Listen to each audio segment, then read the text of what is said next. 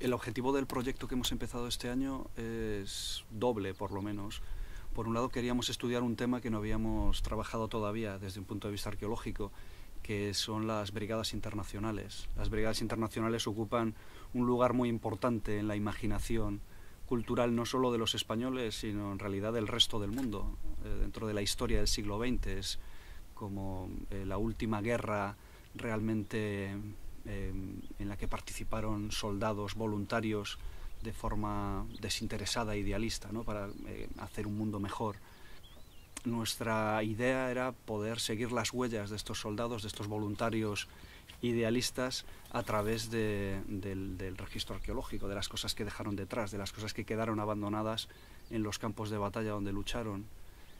Por otro lado, también en relación con esa imaginación que tenemos de la guerra, lo que queríamos era intervenir en una zona que realmente haya tenido un impacto muy grande en nuestra visión de la guerra, ¿no? Y el lugar ideal, desde luego, es Belchite, las ruinas de Belchite, esa ciudad que nunca se llegó a reconstruir. Y entre otras cosas porque es uno de los pocos ejemplos de poblaciones que se dejaran sin reconstruir al acabar la guerra.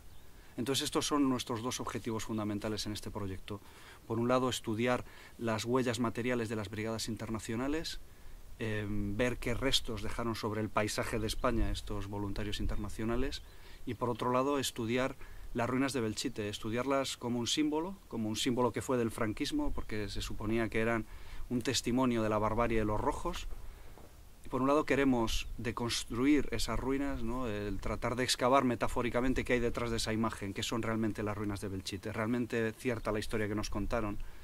Pero también lo que tratamos de hacer es analizar o evaluar el impacto que tuvo la guerra en este paisaje tradicional español.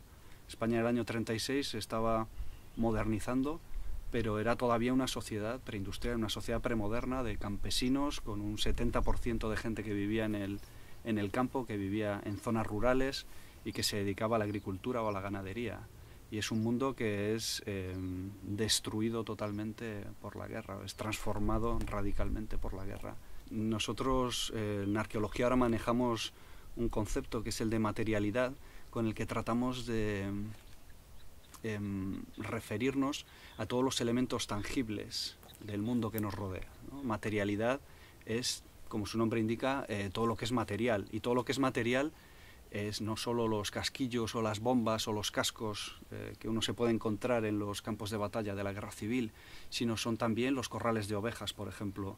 Y no solo los corrales de ovejas, sino todo el paisaje agrario, el paisaje pastoril donde están estos corrales de ovejas, son los caminos, son los arbustos de las estepas de mediana, son los huesos de la gente que fue ejecutada o de los soldados que cayeron en los campos de batalla, son las fosas comunes.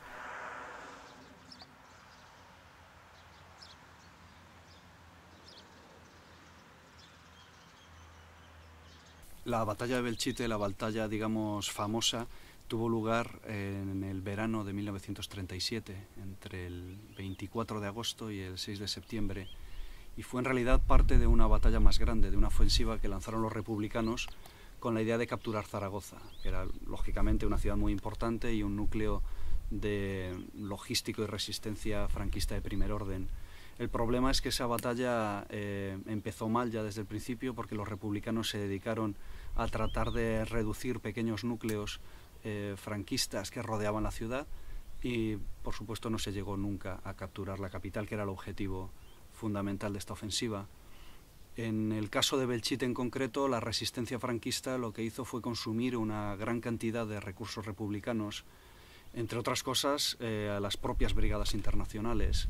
Se movilizó a las brigadas, que eran como una especie de unidad de choque que se enviaban a los frentes, digamos, más calientes y más complicados. Se utilizó a estas tropas, que podemos considerar en cierta manera de élite, para reducir Belchite. Fue una lucha atroz, casa por casa, calle por calle, en la cual los internacionales, pero también los soldados republicanos y los franquistas tuvieron un número enorme de bajas. Hubo ejecuciones sumarias. Eso es una de las cosas que quizá nos pueden sorprender ahora más desde nuestra mentalidad, ¿no? Como los franquistas, cuando capturaban a los soldados internacionales, los ejecutaban en el acto, ¿no? A los españoles los mandaban a los campos de prisioneros, pero a los voluntarios internacionales los consideraban mercenarios y los mataban inmediatamente. Y esto es algo que pasó en la batalla de Belchite. es el lado desde luego menos heroico de la defensa del pueblo por parte de los franquistas. Cuando rodearon Belchite, los republicanos, los franquistas enviaron refuerzos desde Zaragoza para socorrer a sus soldados que estaban sitiados en Belchite. Entonces lo que hicieron los republicanos fue enviar al batallón británico a estas estepas de Mediana, donde estamos ahora, para conseguir cortar el avance franquista, y de hecho lo consiguieron. Entonces lo que estamos haciendo es prospectar, buscar restos de esta batalla de finales del verano del año 37 en las trincheras y en los restos que se han conservado, ¿no? Tratar de encontrar la presencia de estos soldados británicos en Mediana. Pero una cosa que también es importante y que yo creo que hace de la arqueología una forma especial de aproximarse al pasado es que nuestra historia de la guerra civil no se basa exclusivamente en los grandes hechos, ¿no? Si uno lee cualquier historia de la guerra civil, pasa de la batalla de Madrid a la batalla de la carretera a La Coruña, a la batalla del Jarama, a la batalla de Guadalajara, etcétera, ¿no? Es un recorrido por las grandes batallas que cambiaron el curso de la guerra, o que no lo cambiaron, pero tuvieron una gran importancia, ¿no? Por el número de bajas, etcétera. En cambio, nosotros cuando trabajamos en una zona, trabajamos esos grandes eventos. En el caso de Mediana, por ejemplo, cómo los británicos le cortaron el paso a los soldados franquistas que venían de Zaragoza, pero no nos quedamos solo en el año 37, lo que hacemos es una visión de larga duración de este paisaje que estamos estudiando.